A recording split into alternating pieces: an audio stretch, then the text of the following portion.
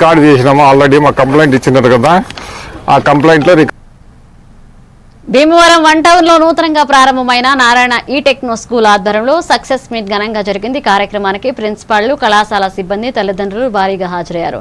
JEE mains 10వ తరగతి ఫలితాల్లో నారాయణ విద్యార్థులు జిల్లా స్థాయిలో ఉత్తమ ర్యాంకులు సాధించారని నిర్వాహకులు తెలిపారు.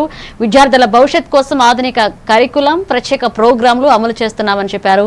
గునుపూడిలో కొత్త బ్రాంచ్, విసకోడేరు ప్రాంతంలో ఒలింపియాడ్ రెసిడెన్షియల్ క్యాంపస్ ప్రారంభిస్తున్నట్లుగా వెల్లడించారు. నారాయణ సంస్థ ఏ విధంగా ముందుకెళ్తుంది, ఇంతవరకు సక్సెస్ రేట్ ఎలా ఉంది భీమవరంలో అన్న దాని గురించి ప్రతి ఒక్కరు కూడా మాట్లాడడం జరిగింది. అలాగే పేరెంట్స్ కూడా 350 మెంబర్స్ కూడా పేరెంట్స్ రావడం జరిగింది.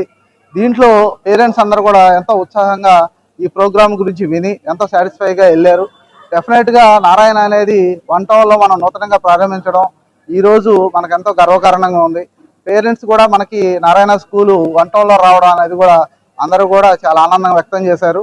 ఈ వన్ టౌన్లో స్కూల్ పెట్టారు మీరు, డెఫినెట్గా మేము ఈ వన్ టౌన్లో కూడా మేము రెన్యువల్ చేయించుకున్నాం సార్. డెఫినెట్గా మాకు ఈ సక్సెస్ అనేది మీరు వన్ టౌన్ కూడా ఇస్తున్నారు.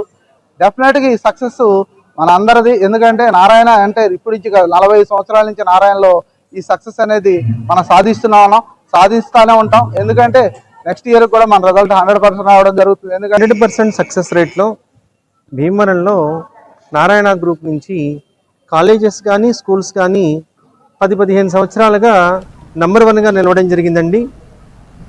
దీన్ని కొనసాగింపుగా పూడిలో నూతనంగా కొత్త బ్రాంచ్ స్టార్ట్ చేయడం జరిగింది.